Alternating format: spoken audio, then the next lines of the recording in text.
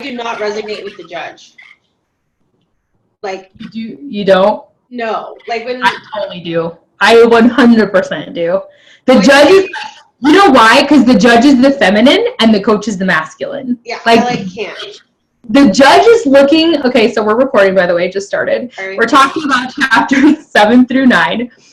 So here's what's interesting about the coach and the judge, because I've been talking about the divine masculine and the divine feminine. It's interesting that you have both in this story, right? So the divine feminine is coaching Jackson, which is the masculine, and the divine masculine is coaching Jillian, right? So you have these polarized opportunities for learning.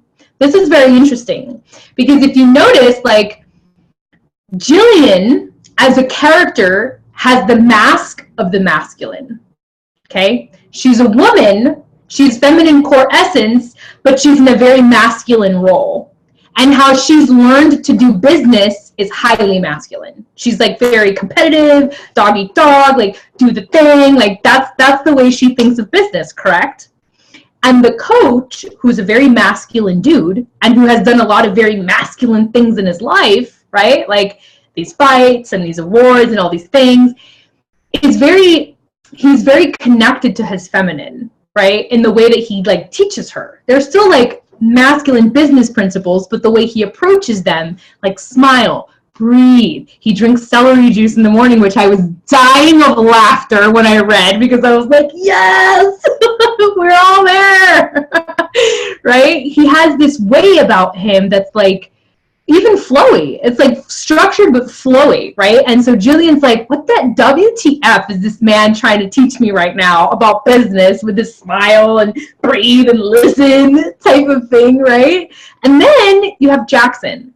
And Jackson is a very disempowered masculine. So even though he's a masculine core essence, he's not in his personal power. He's really much in the wounded feminine, which means like, you know, just like, oh, I don't know. He has this very kind of like disempowered energy about him. And the judge, who's very feminine, and you can tell by the way she's described and the tone of her voice, it's a very strong feminine though. She's a very like solid feminine figure.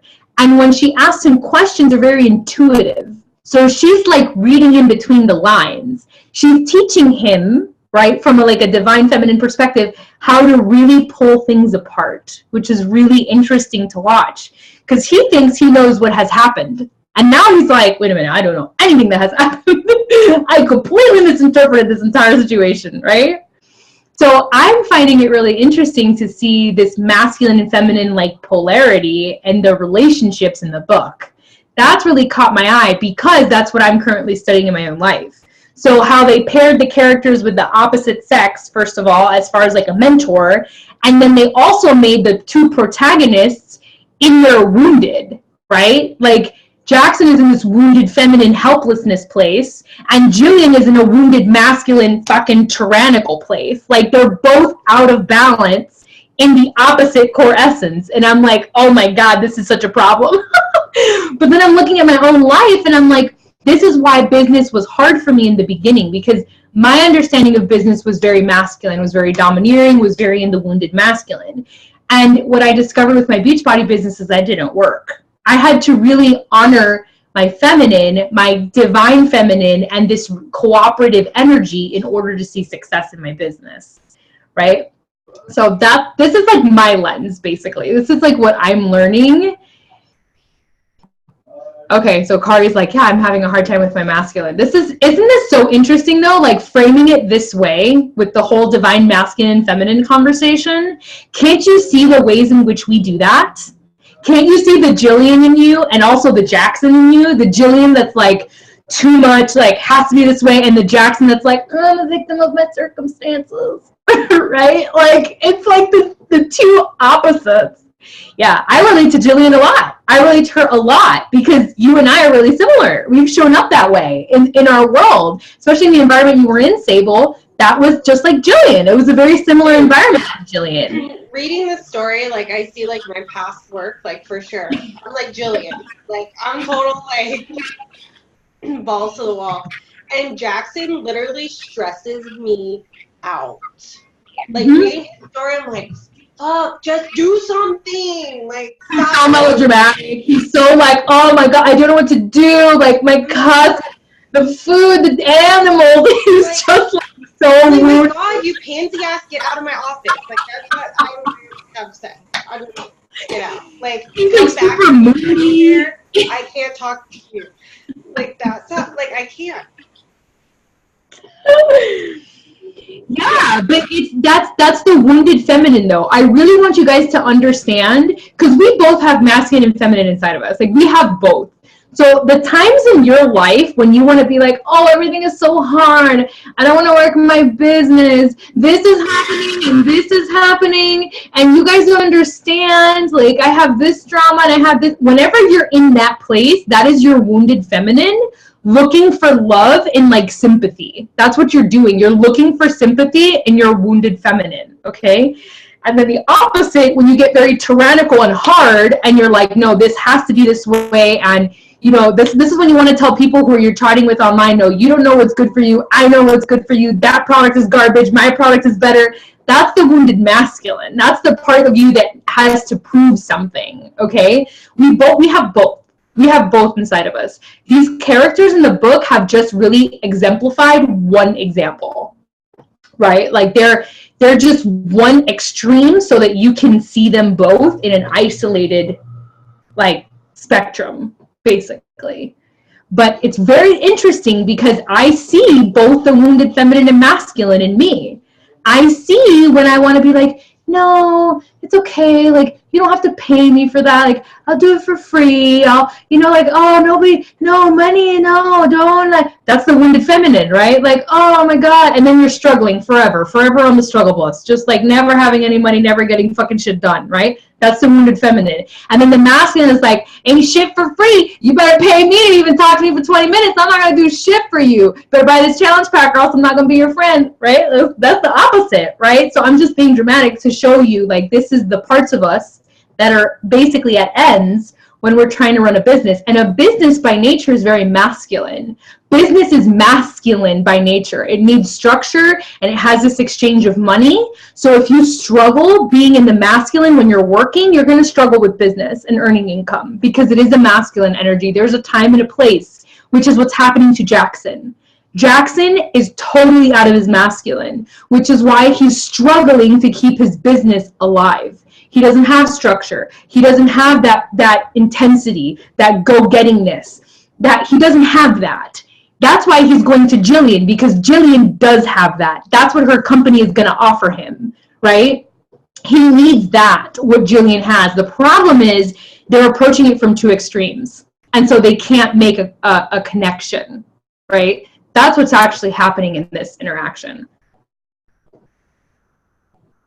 The masculine is frightening. Of course, because think about your past experiences with the masculine, right? If you've ever had wounding in the masculine, if a masculine has ever hurt you or scared you or whatever, you're going to have a natural aversion to anything that has masculine energy. So, Kari, this is probably a huge issue with getting the business off the ground, is as long as you see the masculine as unsafe, you are never going to see your business as safe because it is a masculine energy.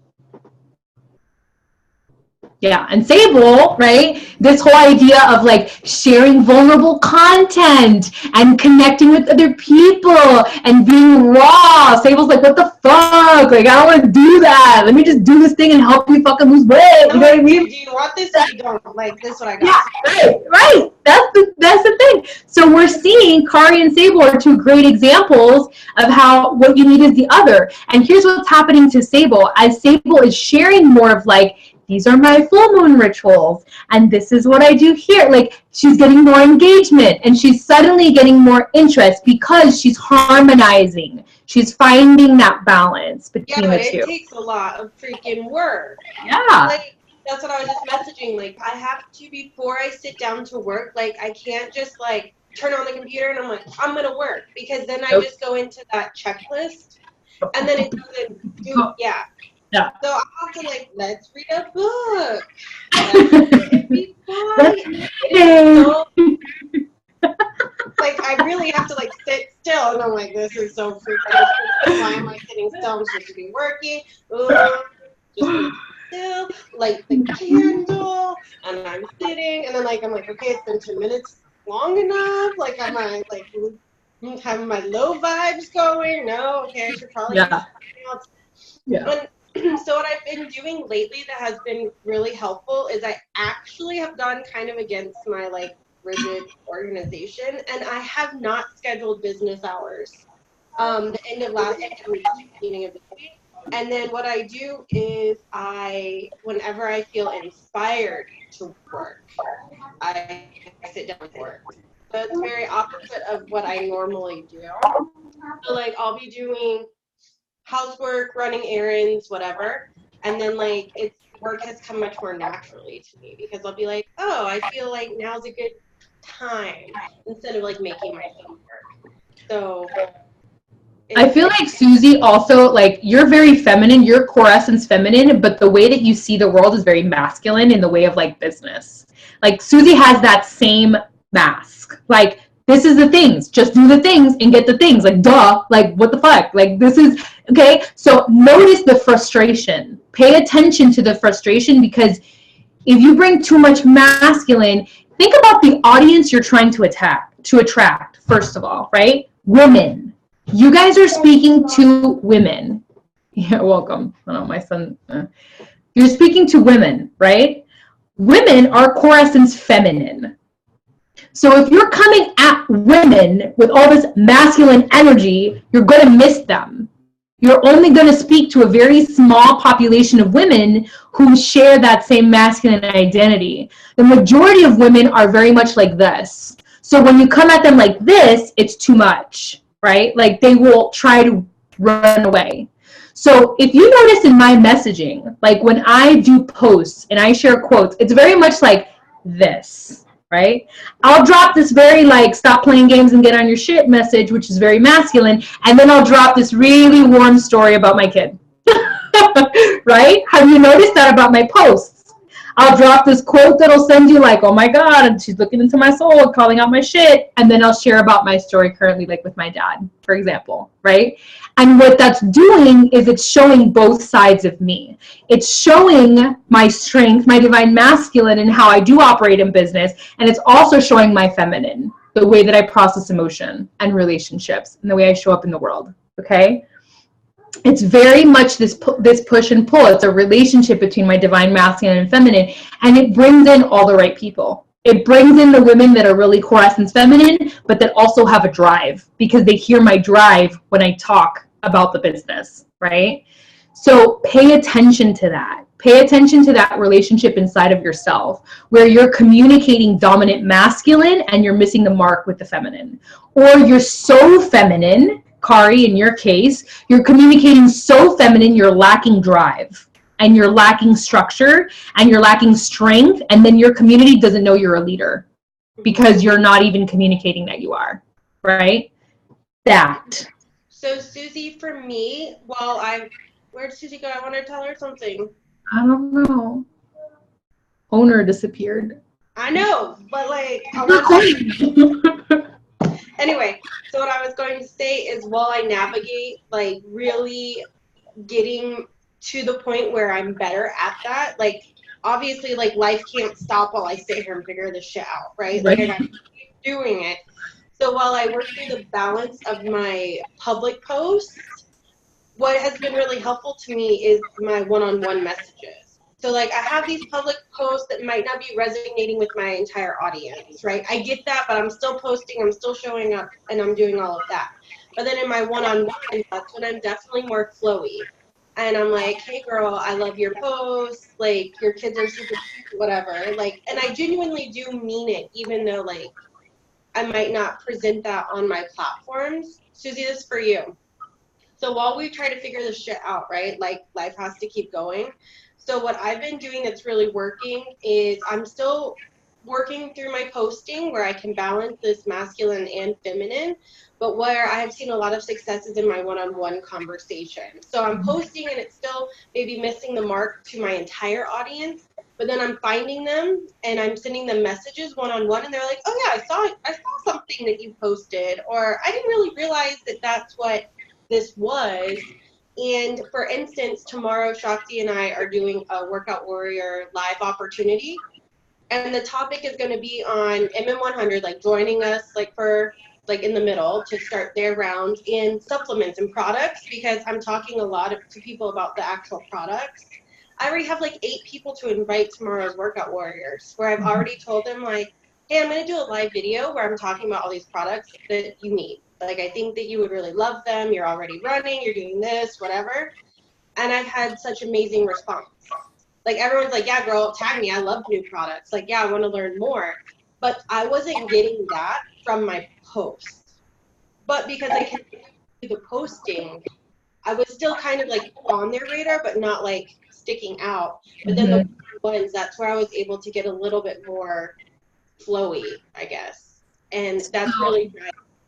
One-on-one chatting, like you're talking about, is feminine. It's connecting. That's the feminine. That's your way of tapping into the feminine, is by building relationship like that. That's what you're talking about.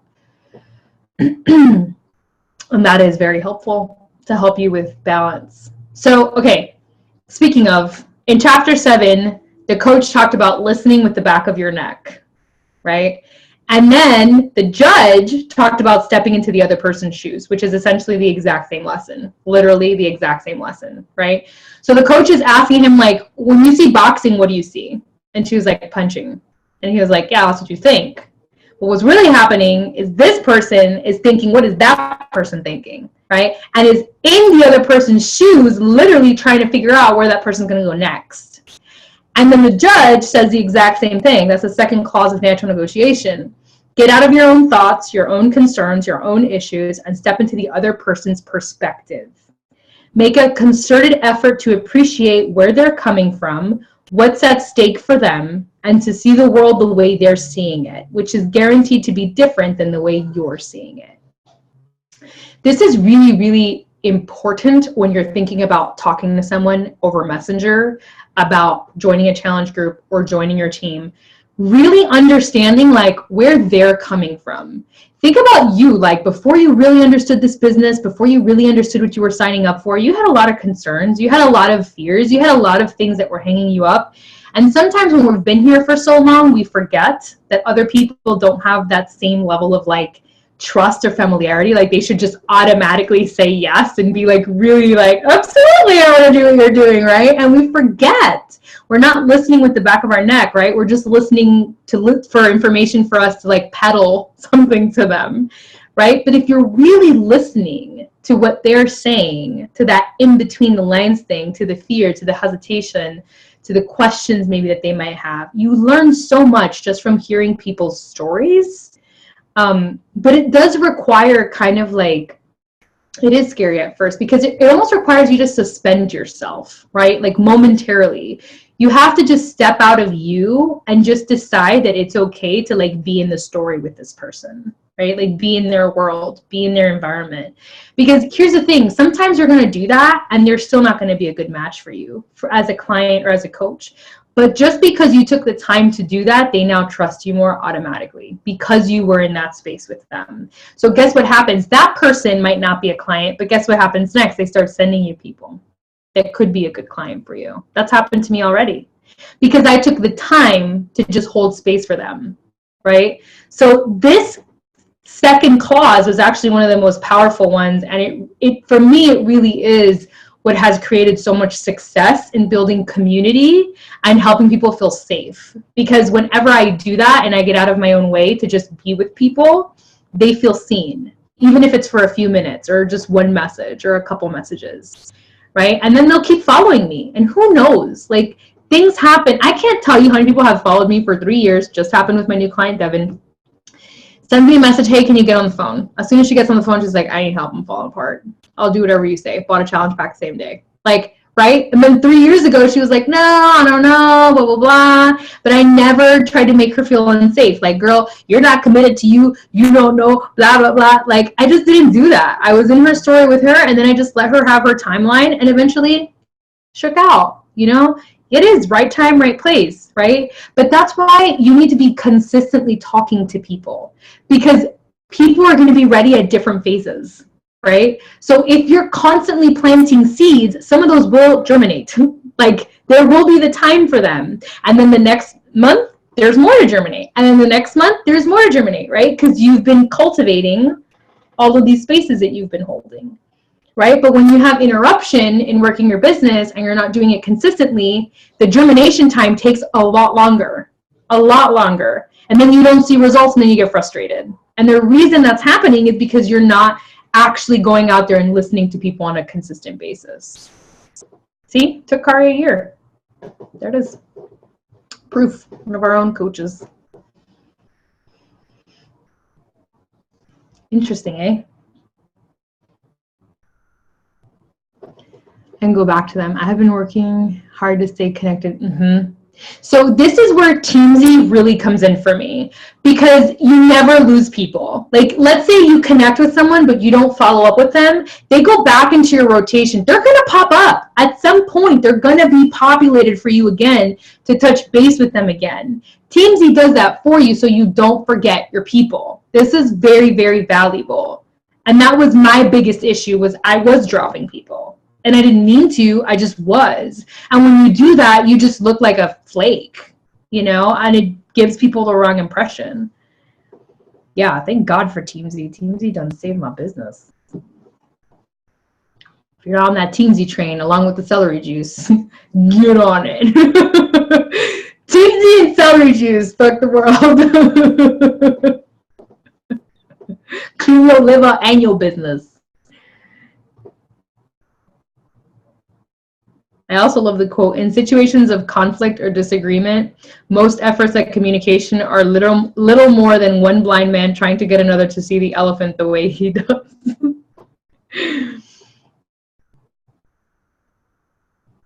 I love that.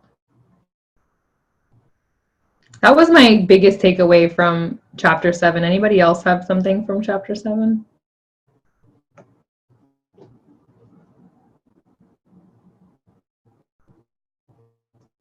It was a good chapter.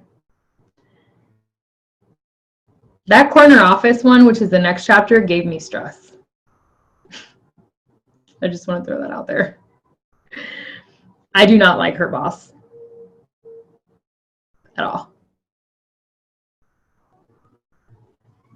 It comes out later that she might not like him very much either. No, you can sort of tell that. I mean, like, just from the way she sits in his office, you're kind of like, she don't like him. There's later I think it's towards the end of the section. And she says that, you know, she uses his pet food and like they kind of like connect on like a more like personal, like intimate conversation. And she says that like this is, you know, what we want in our business, you know, or in our company. Well, at least I do. So she kind of like leeways in like that she can be trusted, like that this is like her vision. It might not be theirs, but that's later, I think in chapter 10 or something. I'm just scrolling through chapter. Oh yeah, that corner office character, like that's so stereotypical though. Oh my God. I think what's really going to happen after all of this is sort of what happens to all the characters, where she realizes that's not the life that she wants at all. Like, so I'm just going to call the shots that she's going to like run her own business and help Jackson. I sort of feel like she leaves and works with Jackson, and yeah, just like, I have a feeling that that's what's going to happen. They might even have a relationship, which would be really interesting, like a romantic relationship at the end, because I just feel like she sold herself on a life that she thinks she needs to have, and I think that's all going to fall apart for her in the next coming chapters. I feel like we just wrote like fan fiction. We did, probably, unless that is how it begins. We just wrote fan fiction to a personal development self-help book. Oh, see, I only read till chapter 9, and Susie's like, yeah, I read to chapter 11. I think that is what's going to happen. Psychic.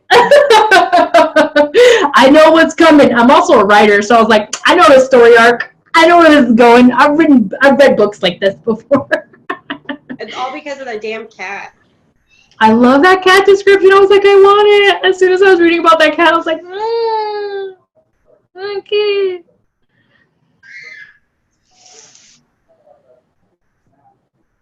So yeah, I'm trying to see what other quotes I had that were really, oh, here we go. Okay, so the whole story, this is so good. The whole story of how she got that cat, right? And the coach is like, the reason you got that cat is because you gave them an out. You gave the cat an out. And as long as the cat felt like it had an out, it was going to trust you, right? So when I think about us talking to clients, and you know when you send an invite and then they don't answer you, right? And then what did I teach you guys to do the ghost message? What's the ghost message? Hey girl, if this invite did not resonate with you, that's totally okay. Like, I understand. I hope you have an amazing Tuesday. Mad love. That's the message that I send most of the time. It works every time. Every time. One of two things happen. One, they get back to me immediately, seemingly at the speed of light. And they're like, oh my God, I didn't mean to ignore you. Oh, I'm so sorry. And they start apologizing to me and rekindle the conversation, right? Or they might not answer me, but they keep following all my stuff and commenting on my stuff, right? Because I gave them an out, just like the cat. I left the door open. I'm like, here's the food. Here's the door. I'm not going to lock you in. That's cool. But here's what it does, and it probably has worked, just not what you imagine. It's like it gives them a different perspective on you. Like, instead of seeing you as just someone who's like only interested in this thing, it sees you as someone who's like gracious with your space and your energy. And what it does is it preserves the relationship. That's what I mean by saying it works. It preserves their image of you so they don't see you in a negative light. That's what that message is designed to do. It just so happens that for us, it gets people coming around and saying, hey, I'm sorry. But that's the side effect, not the point. The point is that when you drop that message, it saves that relationship. So you don't burn a bridge there. And then in the future, when you go to rekindle that relationship, it's not awkward. That's what it does. Okay, that's the whole point of that message. And I thought it was so interesting that he talked about that with the cat. And he like talked about her story and like how she called it by setting the stage that way, right? That's what we do when we do that. To be very honest with you, the fact that I kind of developed this ghost message concept has made me less afraid of inviting. It's actually taken away the fear of inviting because now I know I have a way to maybe close that without feeling awkward moving forward, right? Because I feel like, all right, that's cool. Like, it might not be the right time. Sometimes I change the message like, hey girl, I know you have a lot on your plate. This might not be a good time. I totally understand. It's all right. I hope you're having an amazing day. And then I'll go back to their Instagram and like some stuff and keep commenting with them. It just makes sure it's this part of the relationship. It's the feminine, right? That is the feminine at work. The invite is the masculine. That is you inviting to something. But then when you don't get a response, the feminine is the ghost message that says, here's the open door. It's okay. If you have an out, right? That's the two parts of business. Yeah. Can you share a little bit about your experience using that, Sable? Like why you find it so effective or why you feel like it's working for you? Yeah, so like, let's just take like, I don't know, the last like 10 people I was talking to. Out of the 10, I got a couple like solid, like most people want to watch my live videos tomorrow, right? That's kind of what I'm inviting to. Is it's very casual. I'm liking their stuff, talking to them about what they're using or doing, or if they're, you know, like a lot of my messages are like, hey girl, you are crazy busy. Like I see you traveling all over the place. Like looks like so much fun, but you're still trying to work out. Maybe you want my online library. Is this something you're interested in? Yep. And then they might message back and be like, not sure, or they'll ignore me. Okay, and then I'll message again and be like, hey, I'm going to do a live video. I haven't heard from you, but I'm going to do a live video, and if you don't mind, I'm going to tag you in it so you can see or watch the replay. I don't want you to miss this information. And then right away, they answer me, and they're like, great, yeah, tag me. I would love to watch your video. But they might have ghosted me, like, in the middle. So, like, I invite nothing. I reached back out to invite them to watch my live video, even though I hadn't heard from them. And then instantly they're messaging. They're like, yeah, tag me in that live video. I want to see what it's all about. But before, in the conversation, they were hesitant to respond to me. But then when I gave them something that they could just watch versus having that one-on-one, like maybe sale pressure, they're into it. So that has been very resource, like very easy for me. Like I would say in the last 2 days, I've probably invited like 10 people, like more than I normally, like more than my Team Z goal is, just because the natural flow of it had been so easy, like knowing that I'm doing this comes back to your calendar, like knowing what you're going to do when.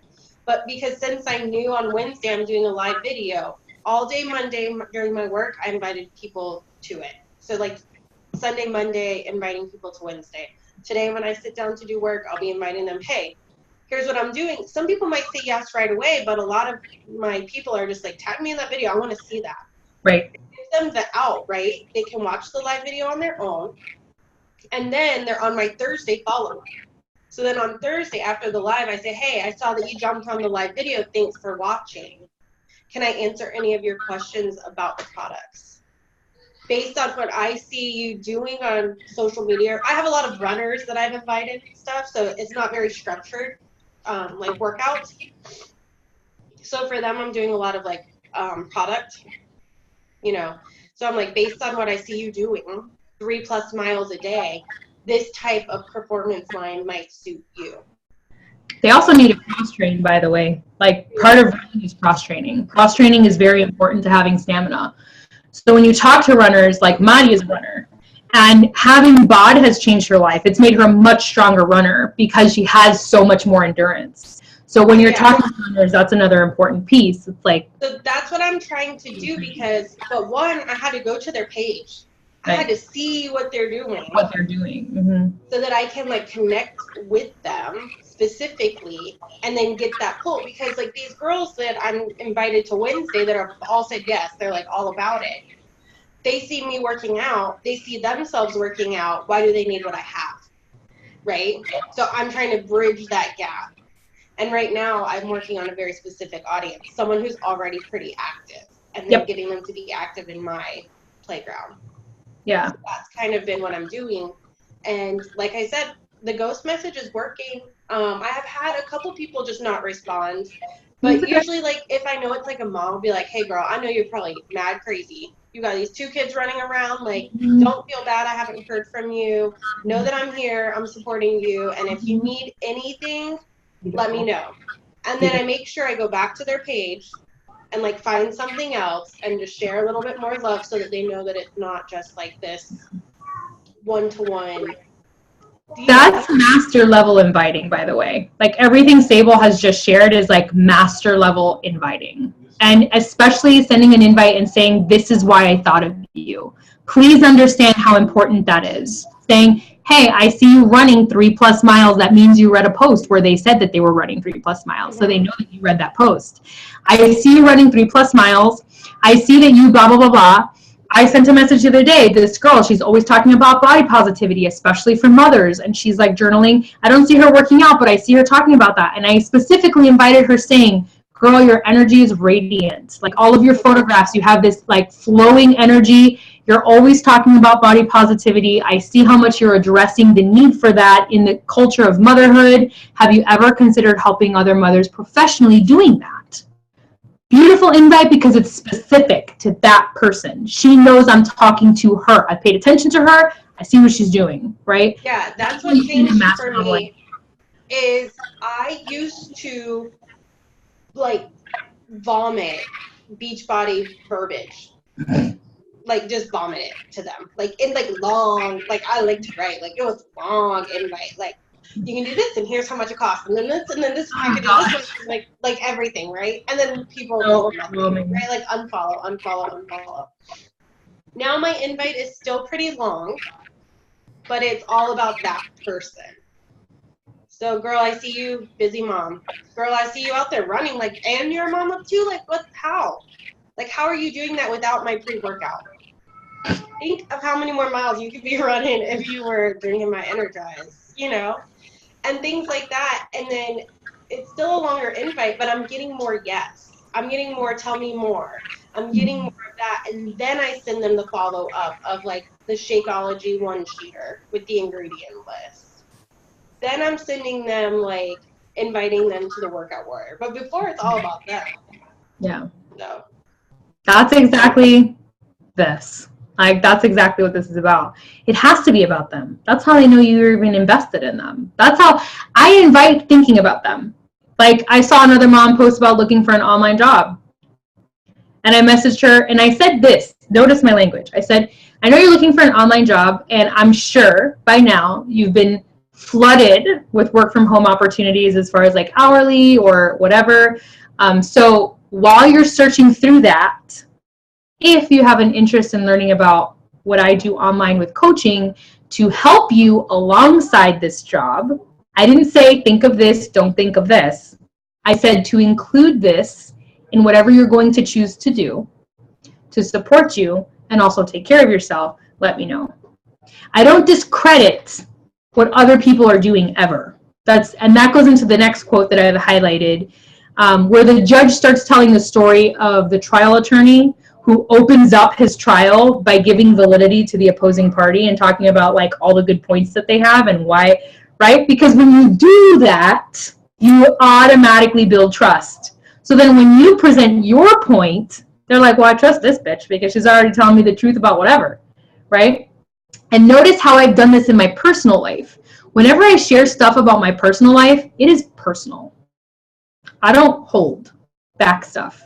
Do I give a ton of details? Nope. But I tell you exactly what I'm processing and what I'm feeling. You know where I am from reading my post. So then when I go to talk about anything else, like Beachbody related, you're like, she's probably telling the truth there too. Because when she talks about her dad, for example, she's telling the truth. When she talks about her 3-year-old, she's telling the truth. When she tells me that motherhood makes her want to drink 5 bottles of wine every night, she's telling the truth. So if she's going to talk about this thing, she's probably telling the truth, correct? Isn't that where your brain goes? If she's this authentic here, she must be this authentic here. That's where the brain goes. So notice how that is what people are looking at. Like, people are looking at that. Like, how authentic are you in this space? And then they automatically generalize that authenticity for the other things you do as well. That is how people's brain work. So this was like such an important lesson in the book, and I was like, thank God that this was presented in there, because this is totally part of being an influencer and how the influencing process happens. Anybody have any questions about that, what I just shared? Because that's like super important. And it goes back to that quote, how you do anything is how you do everything. People think that automatically in their brain. Like, whether or not they know that quote, they like suspect that that's true. So when they see you talk about certain things, or here's the other thing, if they see you be inconsistent, it works the opposite way too. So if they see you trash talk someone on your posts, this is why, unless you know how to hold solid, centered ground when you talk about politics or whatever, don't fucking do it. Don't do it, because it's reputation suicide. Straight up. It's reputation suicide. When I talk about it, notice it's always from a me perspective, and it's always centered. It's never at the expense of another person. And there's a reason for that. Because how they see you handle that is how they will imagine you handle everything else. So please understand that about your profiles and your public image. It matters as a professional. How you handle conflict on your page, how you post things on your page, what you choose to say. They are using that to measure who you are as a professional, whether or not it's connected to your business. They are using that as a standard metric for you as a professional in your field. Yeah. Like, unless I feel, for example, I posted a picture of my husband and I at a concert, right? And what did I use that opportunity for? To talk about my identity as a Hispanic woman, right? We all know the dialogue that's happening right now in this country around being a Hispanic female. Yeah, in the US, we know. Hispanic in general, super demonized, right? So I made a whole post addressing that, which could be considered a political post, except it was super moving and very inspiring, and not a single person took that in the opposite direction. I chose to do that deliberately, right? I made a point, I made a stance, and I chose to do it in a way that was solid and felt good to me, at the expense of no one else. right? Please think about this. It's not that you can't have opinions, and it's not that you can't verbalize them. It cannot be at the expense of other people. That just can't happen. And if you don't know how to do that, then don't talk about it, because that's not who you are as a professional, and it will automatically break trust with your audience. And it takes a long time to regain that trust. A long time.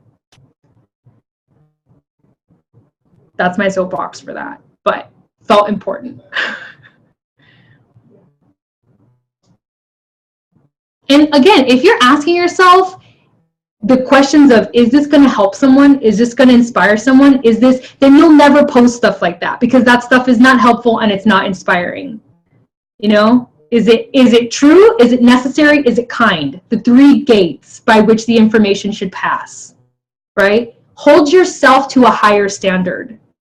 Doesn't matter what everybody else is doing. Hold yourself to a higher standard. You are a professional. You are occupying a platform as a professional.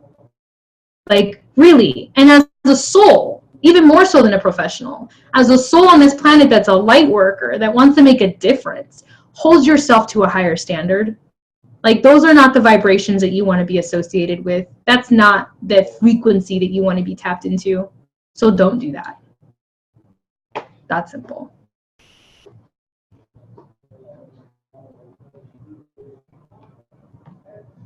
Yes?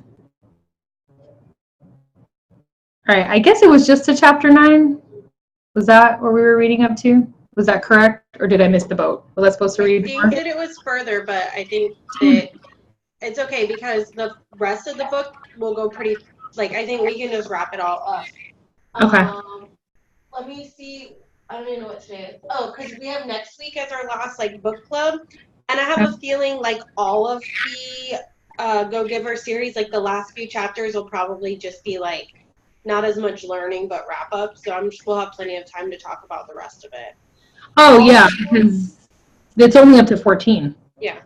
Okay. So also, I think we still need 2 more people to sign up for October. I'm going to go back to that post to lead calls for October and double check. I think it was going to be Tanya and Leah.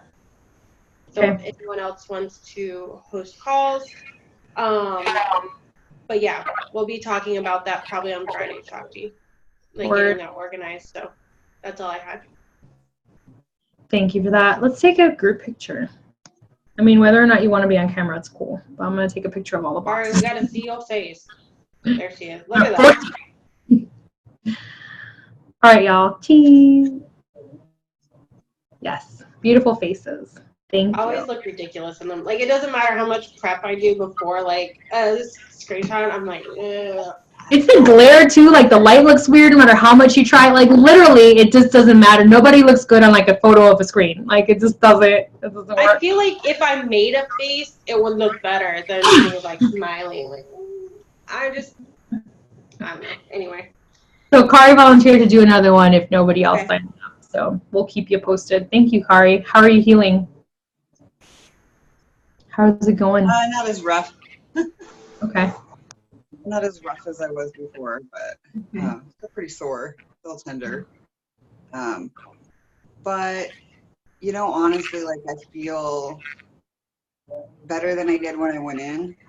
Does that make sense? Like, not on the pain level or anything, but, like, the toxicity level, yeah. And it already feels like inside, like, I don't really know the details of it because I was so, you know, they don't talk to you afterwards. So I won't know until I do my follow-up for, you know, like, all the pictures and the stuff like that that they'll show me. But I have a feeling that it was just partially in the omentum, that, you know, that fat curtain down. Because it always seemed like every time I moved or stretched or when I was working out that I always had like this feeling of pulling like from here. And it was always just really uncomfortable. And I haven't noticed that other than like, you know, just the pull from the surgery, but I haven't felt it all the way up. And so I have a feeling it was slightly attached to that too. So that makes sense. So in all honesty, like I feel pretty decent. Like I feel like I've been kind of hit by a truck a little bit, but to be expected, like being put to sleep, that stuff hits you like a ton of bricks, you know, like all of that affects you. but energetically, it just feels like a weight has been lifted off of you. And that's the impression that I feel when I look at you. Yeah, and that's really what it feels like to me. I mean, I'm tired. Like I still have the 4-year-old. No, I got the one night. I'm glad my sister took her. You know, that's the first night she's ever spent away. So it actually went really well as well. Awesome. That's great news for you too. So that means she can start going and spending the night places. And like Yeah. 4 years I've been waiting for that. Yeah. Maybe school too. Like, you know, there's so much opportunity now that she's getting more and more confident. That's great. Yeah, so everything there is going really good. It's just like all the rest of the time I'm alone taking care of her. So I'm just like, of course. But yeah, it's all good, and I'm excited. I'm so excited to like recover from this for real. Oh, it's gonna be so different. Good. So good. Well, we have our game plan, y'all. We're gonna finish this book and we'll wrap it up. We do need 2 more people, as Sable mentioned. Also, just to anybody who's watching the replay, I got about 5 emails when I talked about the mastermind, and I have read about half of them at this point. So pretty much those that sent the email are going to be in the mastermind, because that was like the first initiative. That was the first thing I wanted to see, like who was going to send that email, and those that did will be included in the mastermind, and that's going to start probably, we're going to meet on Friday, and then we're going to set the tone for the mastermind, Sable, because we always do like a meetup on Friday. Right now I'm leaning towards having Sunday calls, so just stay tuned for that, because that's probably easiest for everybody involved. And then we'll go from there. So just wanted to let that notice note update you guys on what's going on there. All right, loves. All right, until we meet again, have a great one.